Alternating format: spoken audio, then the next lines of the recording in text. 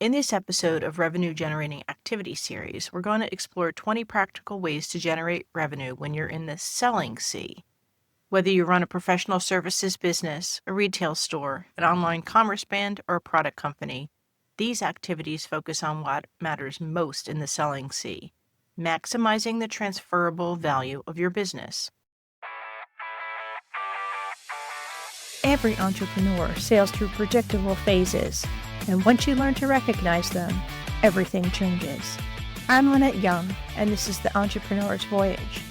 Whether you're starting, soaring, sailing, or somewhere in between, you're in the right place. Stop surviving your business. Start navigating your journey. In the selling C, every revenue-generating activity should answer one question. Does this make my business more valuable to a buyer, successor, or partner? Every system that you document, every revenue system and stream that you stabilize, and every process that you make repeatable increases what your business is worth. You're not just running a business anymore, you're preparing a legacy. Let's start out by chatting about the selling C. In the selling C, you need to focus on process, progress, those are your main sales, perception, and purpose, those are your head sales. Now here your focus is maximizing transferable value and preparing for an exit. I always like to say every single person that has ever run or owned a business exits their business either through the door or through a coffin, your way or God's way. The selling C shares the same main sales and head sales as the shifting C, but everything is just intensified towards an exit preparation. Process and progress aren't just about running your business, they're about proving your business can run well without you. The head sale of perception and purpose matter deeply how potential buyers see your business and the mission that will continue after you're gone. Without documented processes and demonstrable progress, your business is worth only what you can personally produce. So let's kick off in professional services.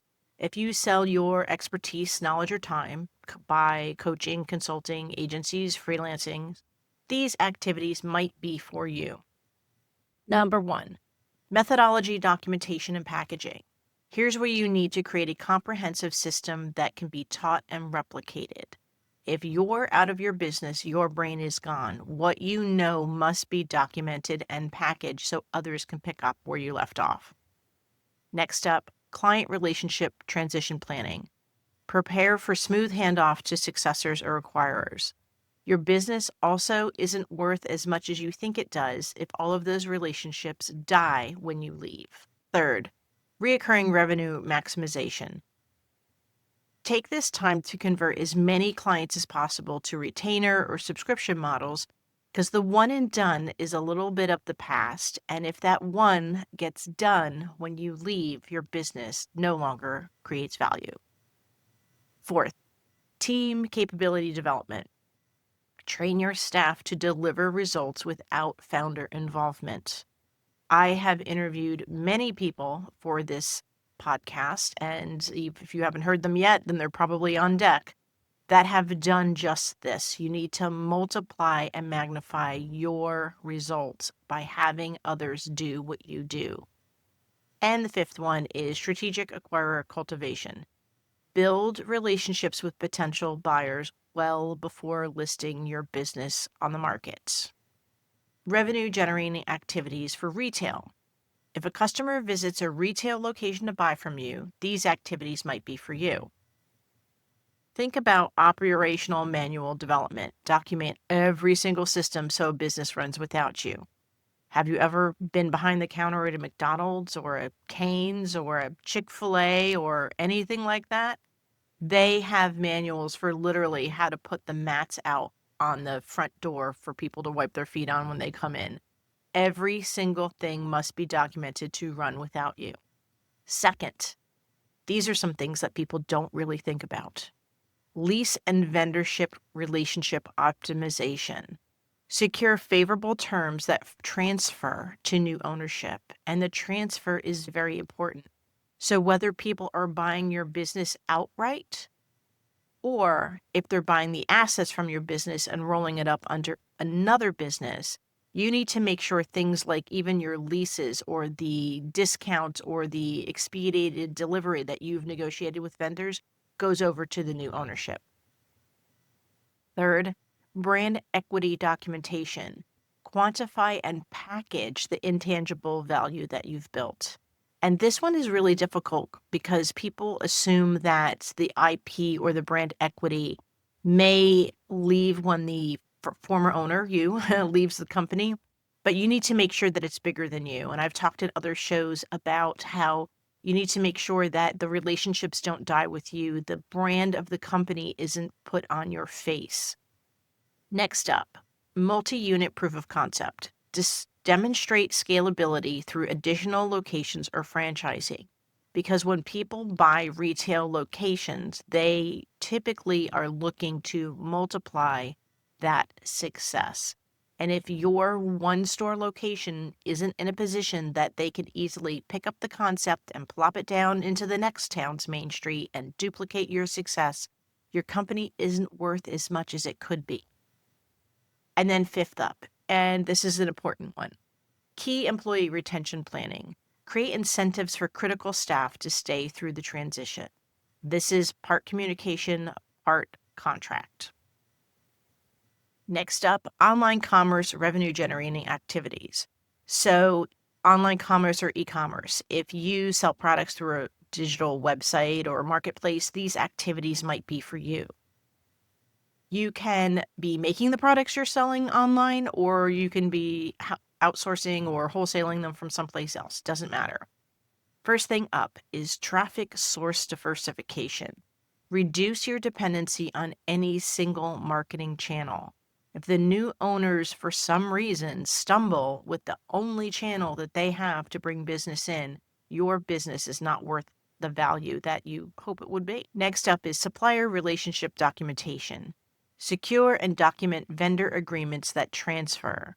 So this is very much like in retail, right? So you need to make sure that all of your suppliers, all of the places that you get materials to sell or items to sell or whatever is actually transferable to new ownership. Number 3, automation of all possible functions. Minimize owner involvement in daily operations. If you're the one pushing the levers and pushing the buttons and no one else knows how to do that, or it takes too much time, new owners aren't going to ascribe value to that. They want a lot of times in e-com something that is already running on autopilot that they can then take and add value to. If they're only pushing in manual labor to get things done, it's not worth as much money or value as you hope it would. Number 4, customer data and list valuation. Oh my goodness. Can we just say in e-com, your email list is such a source of value for you. But having one big pot of every type of email address and every type of potential customer or past customer or current customer that you have is not really valuable, to be quite honest with you. Think about organizing and protecting your literal most transferable asset. 5th, financial cleanup and optimization. Ensure that your books and your metrics present the real business attractively. If you have bruises and warts, show them all, because it's much better to be open with that information than to have an owner or to buy the company or to have it come out in due diligence. And last up is product revenue generating activities. If you manufacture or develop physical goods sold through various channels, these activities might be for you. Number 1, patent and IP protection. Oh my goodness, secure and document all intellectual property. If you have a unique manufacturing process to get something off the line quicker, you need protection. If you have a product that has a unique feature that you don't want other people duplicate because it's kind of part of your sales hook, you need to protect that. Next up, manufacturing relationships formalization. Create contracts that transfer to new ownership. So you may have a handshake agreement to get certain things done, or your supplier or your warehouse understands that, through relationships that you've built, that, when things come in for your pick, pack, ship, that you may actually need kind of preferential treatment on that. But if it's not on paper, those are not going to actually transfer to the new ownership. Next up is distribution agreement review. Ensure that your channel partners support or enhance your sales value. Number 4, product roadmap development. Show buyers the future potential beyond current offerings.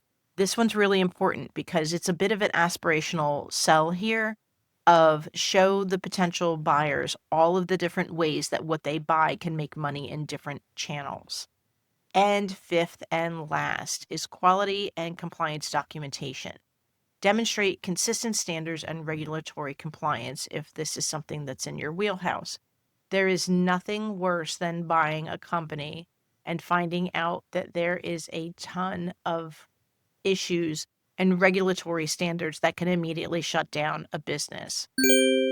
You know the 7 C's framework. You've heard me talk about the different business phases and why the right strategy depends on which C you're sailing. The Entrepreneur's Quick Start is a self-paced course that puts that framework into action. You'll identify exactly which C you're in, assess your strengths and weaknesses across the 8 Ps, and walk away with a 30-day action plan built for your specific situation. No generic advice, just the right focus for where you actually are right now. This is the same framework that has helped 5-figure businesses become 2 Comma Club members. And as a listener, you get 20% off with the code PODCAST. Go to 7seasvoyage.com, click on courses, use code PODCAST at checkout.